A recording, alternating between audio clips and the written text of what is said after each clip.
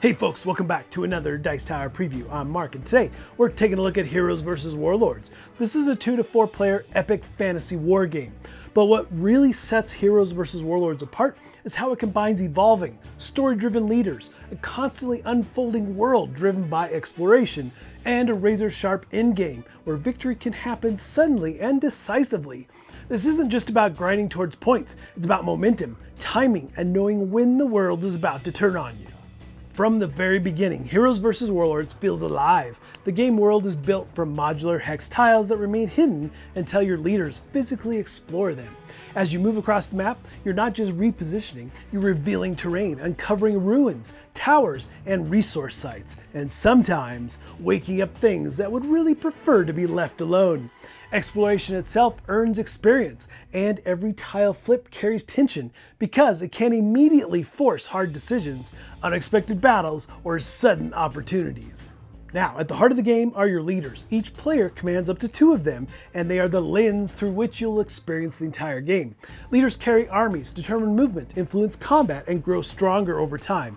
As they gain experience, they level up, improving abilities like attack, defense, and movement, while also developing skills such as initiative, leadership, and powerful faction-specific talents.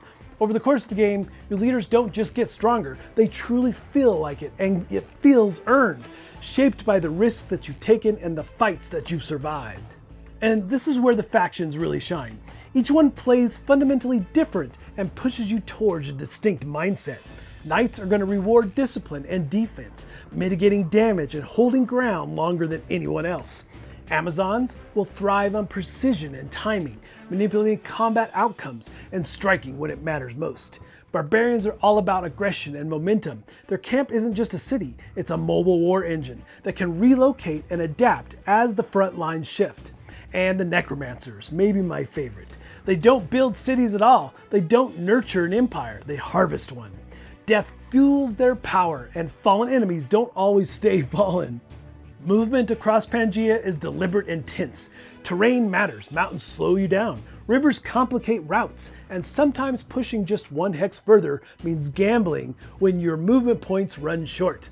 Early in the game, there is a duty of peace that prevents direct player conflict, creating a fragile sense of safety while everyone explores and expands. But when that peace ends, and it ends suddenly, the tone of the game totally shifts.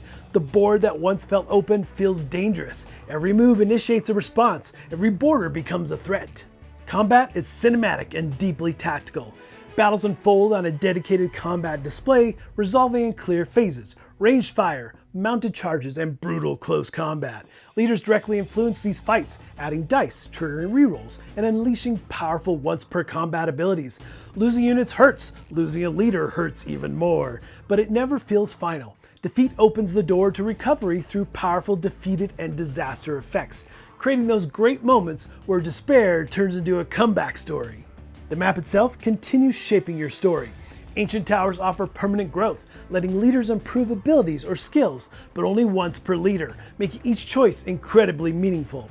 Cities and camps grow into true centers of power as you build defenses, unlock stronger units, and fuel your economy. Capturing a city feels like a real triumph, not just a checkbox, because it reshapes the balance of the game immediately. And then there's the end game. Heroes vs. Warlords doesn't always wait politely for the final round. If a player ever manages to hold all of Master capability cards at once, the game ends instantly. A sudden, decisive victory that can catch the table off guard in the best possible way.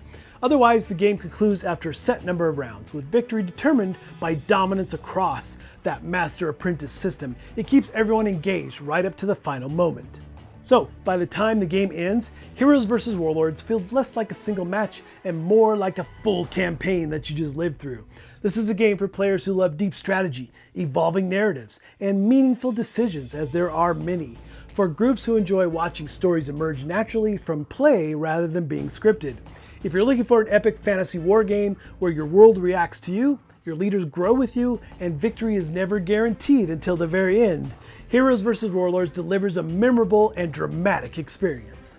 All right, folks, just a reminder once again, this has been a Dice Tower paid preview, and everything you've seen has been in prototype form, so keep a close eye on the campaign for any changes that still may occur. Now, that said, it is true, this game does feel like a war game, but wrapped in an RPG as you experience this world and move through it, and how you deal with the different characters and the characters that you are evolving. Again, some really interesting choices to be made throughout the course of the game for sure. And how it drills down into the battles is something I really like as well. But folks, ultimately, if this looks like something of interest to you, I'm sure they'd appreciate your support. So I think that's it for me. And until next time, we'll see you at the table.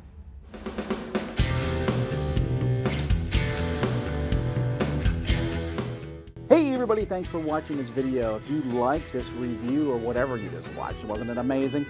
Check out our channel, Dice Tower. We have all kinds of things. We review games, we do top 10s, we play games live. It's all about board games, but especially the people who play them. Check out Dice Tower YouTube channel.